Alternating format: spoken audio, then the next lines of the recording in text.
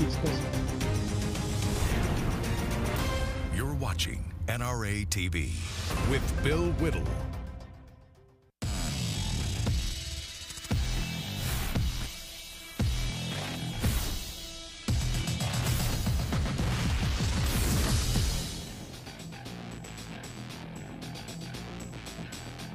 Hi, everybody. It's Bill Whittle broadcasting live from Los Angeles, California on the very first episode of our new show here on NRA TV called Bill Whittle's Hot Mic. I don't know what time Hot Mic is going to actually arrive, but until Hot Mic gets here, I'm Bill Whittle, your host, and just over the hill from me is Los Angeles, California.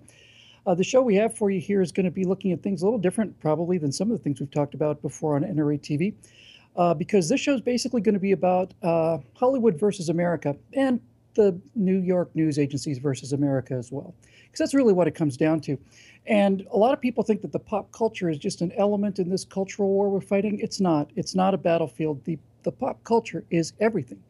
It is where all of the other battles are fought. It's how the left primarily gets their messages into the minds of the American people. And I used to work over there in Hollywood, so I kind of consider myself a day walker. I'm a vampire that slays other vampires. I know how these people work, and I'm determined to expose as much of this as we possibly can during the course of the show, which is going to be a lot of fun. Now, for those of you out here who don't really understand or maybe fully appreciate, I know that's not many of you on this station, just how rotten and anti-American and especially anti-conservative Hollywood celebrities are. We put together just a tiny little package just to kind of whet your appetite for the kind of things that we're going to be fighting during the weeks, months, years, and decades of the run of this show. So let's have a look at what Hollywood has to say about America and President Trump specifically. I have thought an awful lot about blowing up the White House. I'm not nasty like the combo of Trump and Pence. He's a punk, he's a dog, he's an idiot, he's an embarrassment to this country. He's not right mentally. Don, this is a fake news story. The underlying Karis, assumption thank you very much, everyone. that... Thanks, everyone. Thanks for watching. Form your region of resistance. Donald Trump.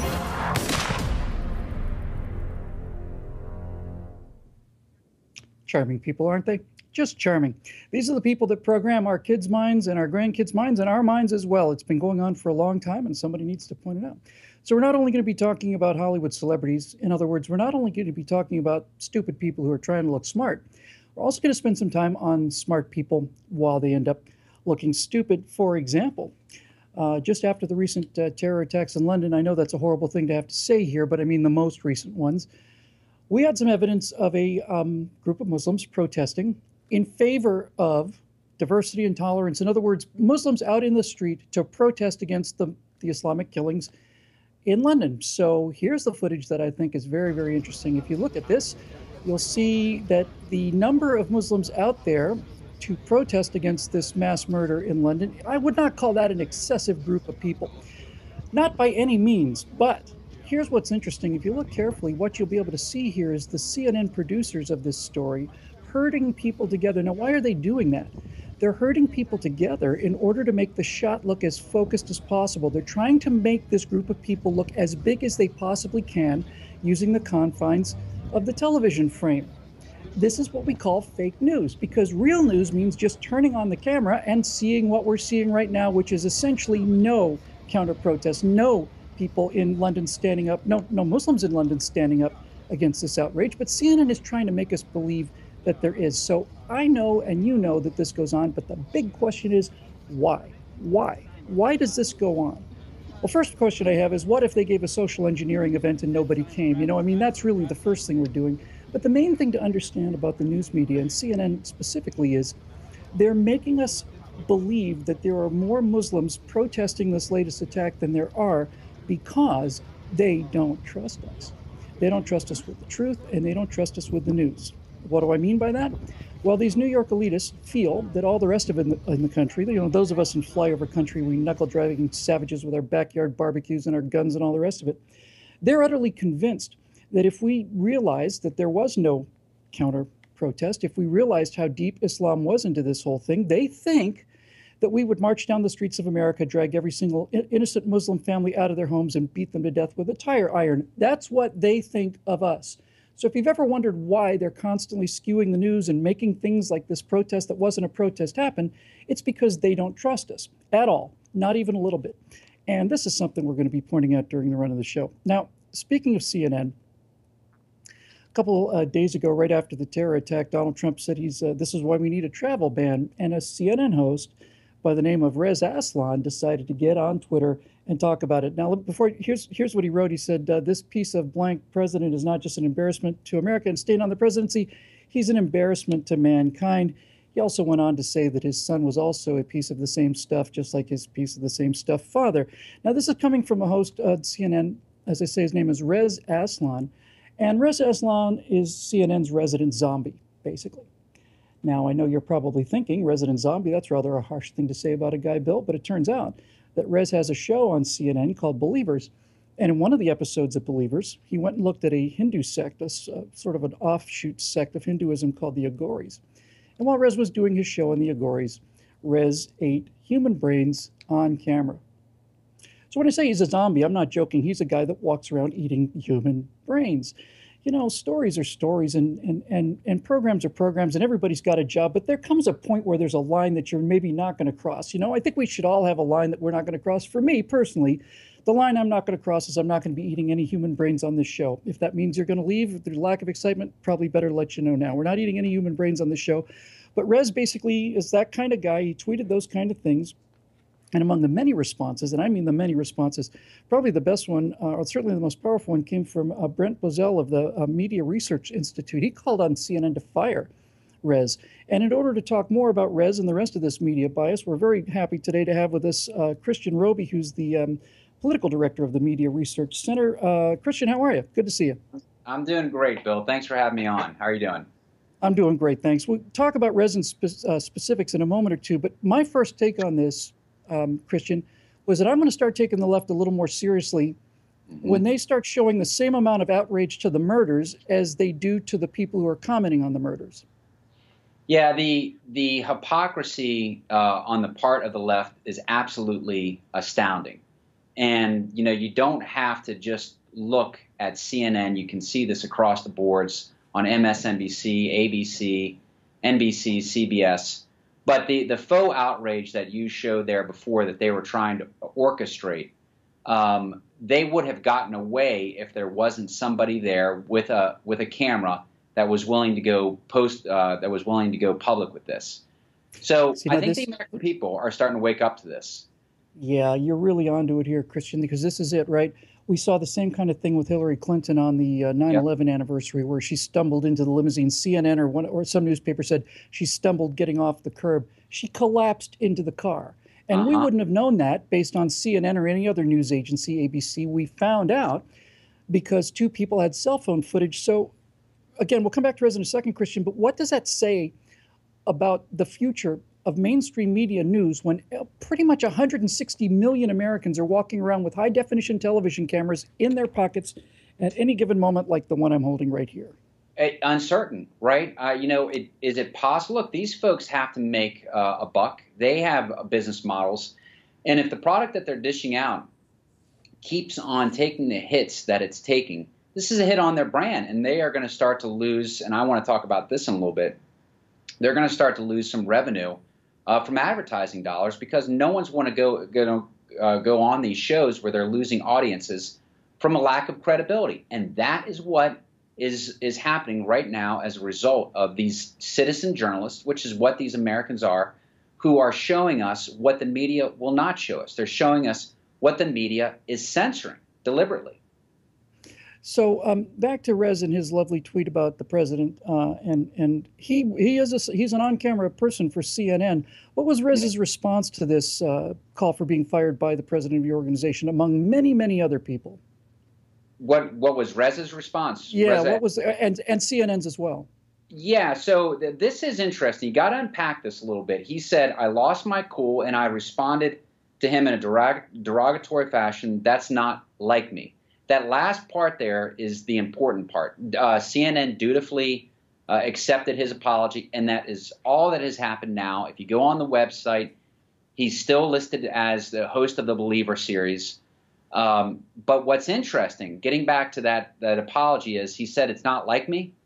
Mm-hmm. Well, you know, the guy has a history of, and you alluded to one of these other ones, on Twitter. specifically, but I'm sure there are other places where he just uses very profane, derogatory, sometimes violent language directed towards conservatives, using the type of language that he used towards the president.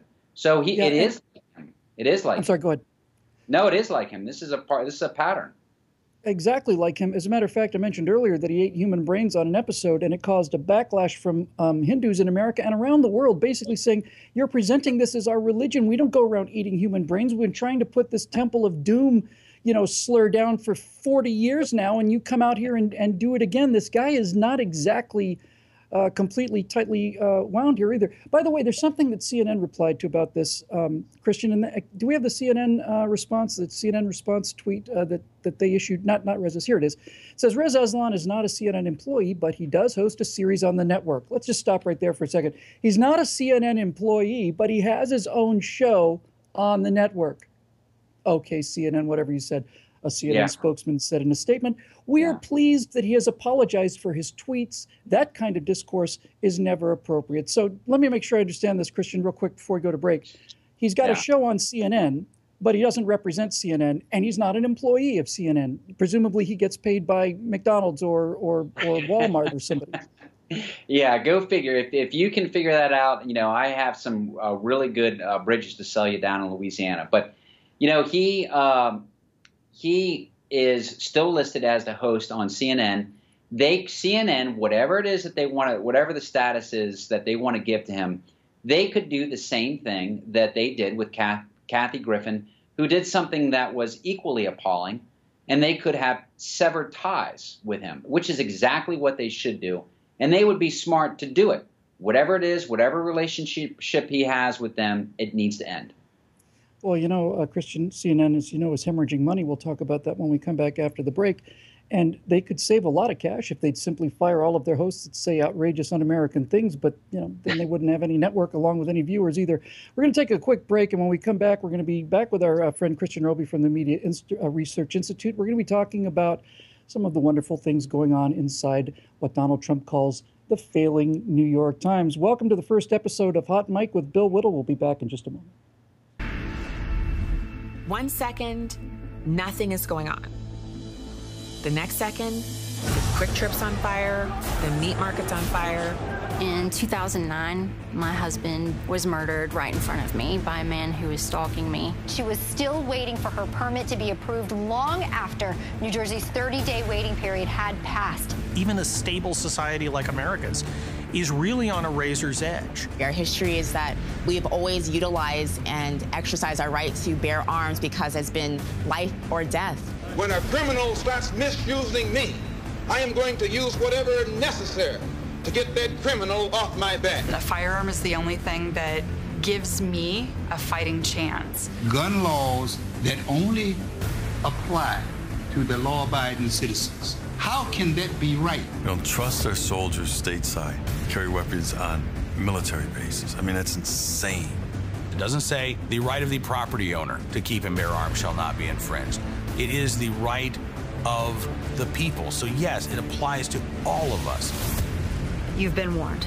You might learn something.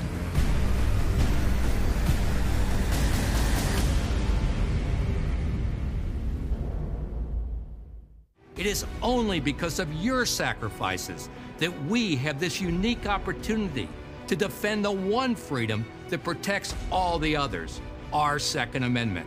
But before we can say that it has been secured and is intact for us to pass on to the next generation, we must face these very real challenges with the strength, courage, and purpose you have proven to possess. Our time is now. We must approach the coming fights with the same urgency and determined action that ended the political future of Hillary Rodham Clinton.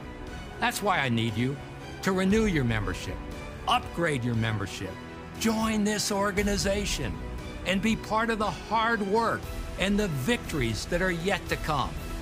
You have proven to be ready for the challenge.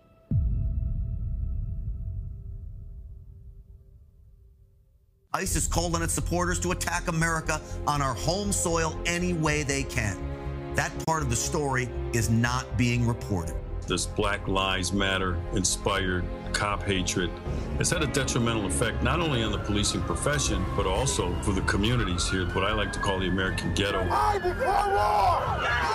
This is a fight, and we will go on the offense, and we will not give up 1 inch, because the moment we give up 1 inch of ground to these gun-grabbing left-wing elitists, they will take a mile from us. I have so many things that I hate about mainstream media. There is no way we are going to fit it in the allotted time today. They literally live in Disneyland, and they have this unicorn rainbow view of how the world should be. It simply doesn't exist. I'm Grant Stinchfield, live from 9 to 1 Eastern, right here on NRA TV.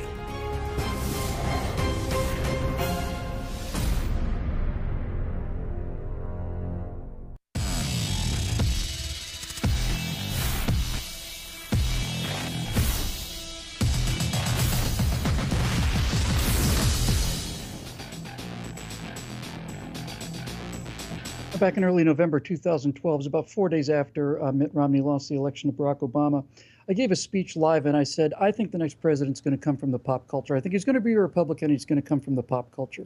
Turns out I was right about that. Donald Trump is so despised by the left because Donald Trump understands the left, and Donald Trump uses the same megaphones in the way that the left uses them, and that's why they can't stand him, because he really hits them right back the same exact way. I'll give you a tiny but very important example. Donald Trump took a question about something, and he said, "Where are you from?" And the reporter said, "The New York Times," or some reference to the New York Times. And Donald Trump said, "Oh, the failing New York Times." See, that's where Donald Trump is a genius, and that's where the left cannot stand him, because he understands the power of things like that. So, a quick story about the failing New York Times. New York Times ex-editor, no longer editor, ex-editor, a guy named Dean Beckwith, was talking about living inside this media bubble that the left lives in, inside places like the New York Times. Let's have a listen to this real quick. An intellectual discourse in this country if you cannot have the opportunity to read thoughtful people with whom you disagree. We're at a moment in the country right now which I think, you know, the left should do some soul searching too, right? We don't want to hear anything. We've long said this about the right, but I think the left, I'm a journalist, but the left as a rule does not want to hear thoughtful disagreement. You think? The left does not want to hear thoughtful disagreement. Well, welcome to our world, Mr. Beckwith. Yeah, the left's response to thoughtful disagreement is you're a racist, you're a sexist, you're a homophobe, misogynist, xenophobe, and they keep inventing new phobes. They'll be phobing to the depths of the English language, and they're going to keep going too. This is what they consider to be thoughtful disagreement, is to call people names and question not just their patriotism, but their sanity and their moral code. Now, we're going to get back to what this has an effect on, the kind of effect this has on the country. But before we get to this, here's one of the little ways that the New York Times just recently stepped in something that they talked about Donald Trump being in the first segment. The New York Times basically ran a headline that said that Britain was reeling after the last terror attacks we saw in London. That Britain was reeling. Well, as it turns out, average everyday Britons thoughtfully discussed and disagreed with the New York Times on this one. They thought that reeling, the entire country reeling, was a bit of a strong term. So what they did on Twitter was they got basically a hashtag, which is essentially a conversation topic, and they started making fun of the New York Times headlines by talking about other things that makes Britain reel. For example, the first shark attack on a surfer in UK waters has left a man with a small cut on his thumb. That's one of the things that makes Britain reeling. Let's see what else. Having no salt and vinegar on our fish and chips, things that leave Britain reeling. People who use the word awesome to describe something that's basically just all right, that is leaving Britain reeling. Coming up with search results for products that they haven't got, that's leaving Britain reeling. And I think my favorite one is delivery between 8 and 9, and it's already 9:07. These are other things that leave Britain reeling. So let's go back to our friend Christian Roby from the Media Research Institute. Christian, when an entire hashtag develops to make fun of your headline, it looks like the paper of record has beclowned themselves again. You know, this is a revolution that's going on, an information revolution that's going on, and I think that Donald Trump is leading. I think that Donald Trump is showing what he is the result of it, because the New York Times, the Washington Post, like I said, the broadcast networks, these are as much the establishment as the GOP or the DNC, and they are as slow as any establishment has been. And the media are just not used to living, and Mr. Beckwith pointed to this a little bit. They are existing in this bubble where they dictate the news, and they tell you what you should believe, and they tell you what your emotions should be. Well, guess what? There's a new sheriff in town. It's not just Donald Trump, but it's social media. It's people that are being a little bit irreverent with this idea that that they need to be told how to feel, how to think, how to act, and what is wrong with how they feel or think or act. So, stay tuned. I think that there is going to be more disruptions in the media than we're seeing even now. You know, it's funny about social media. My understanding is that Great Britain, just a few years ago, decided to have the British public name one of their new warships, and the winning name was Bodie McBoatface.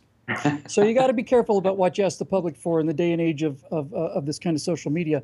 Christian, they bowed to pressure from because as everybody knows that criticism hurts the left, but mockery and humiliation, just being laughed at, something they can't take. So they eventually changed the headline to "Another terrorist attack strikes the heart of London." Mm-hmm. Yeah, so they're not able to get away with what they were able to get away with before. As you mentioned earlier, there's a feedback loop now, right? The mainstream media sends out a signal, and an echo comes back for the first time, because for the first time, common, regular people have a way to express their opinions, mock a headline like this, take footage showing that the stories that these trusted centers of information are lying. Yeah, yeah. You know, there's a cautionary tale here, though, and that is, we are still, as a republic, as a civilization, we're still in the exploratory stages of this part of the changing medium that is the news media.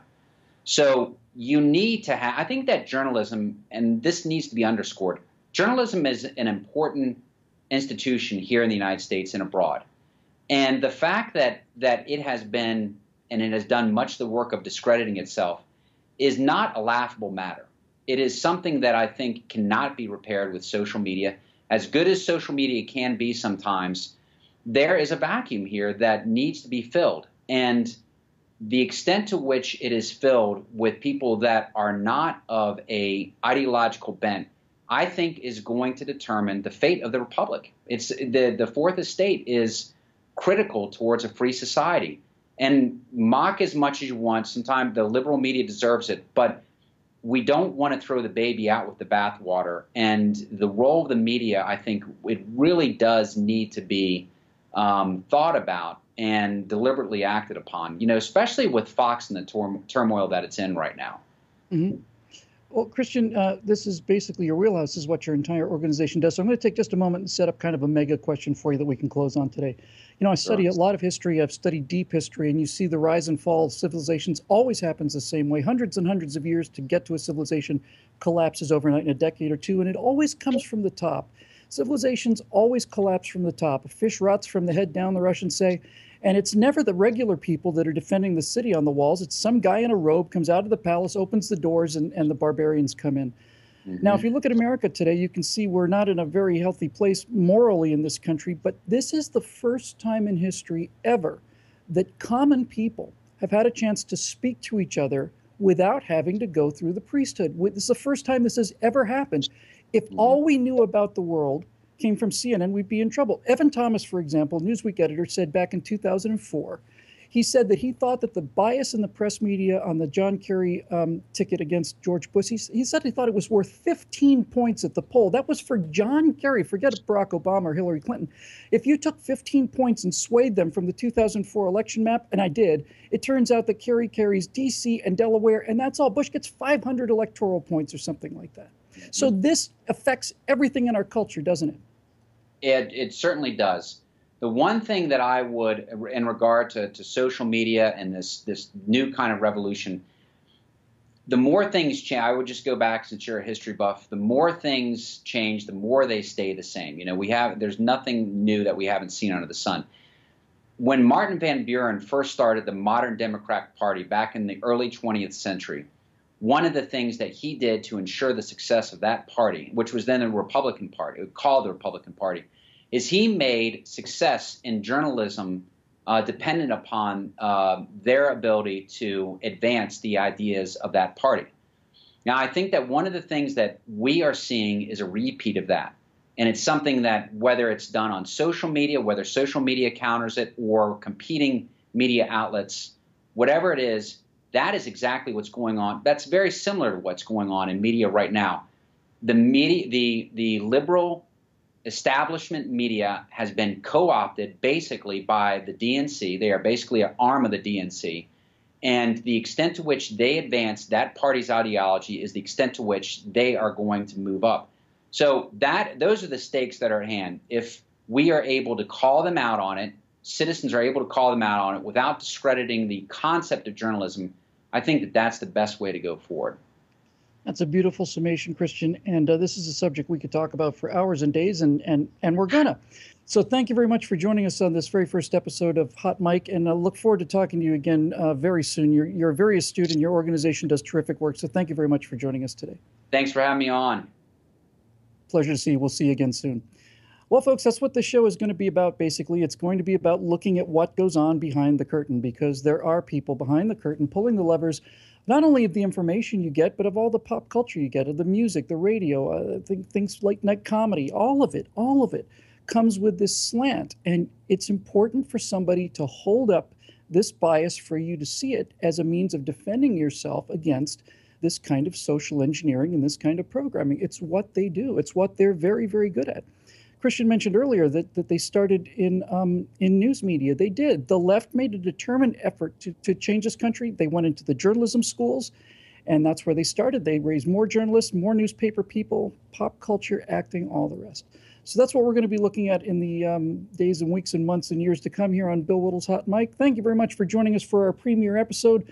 We're looking forward to exploring all these little dark corners out there in the land over the hill where the big red eye of Mordor is glancing constantly. We'll see you tomorrow on Bill Whittle's Hot Mic right here on NRA TV.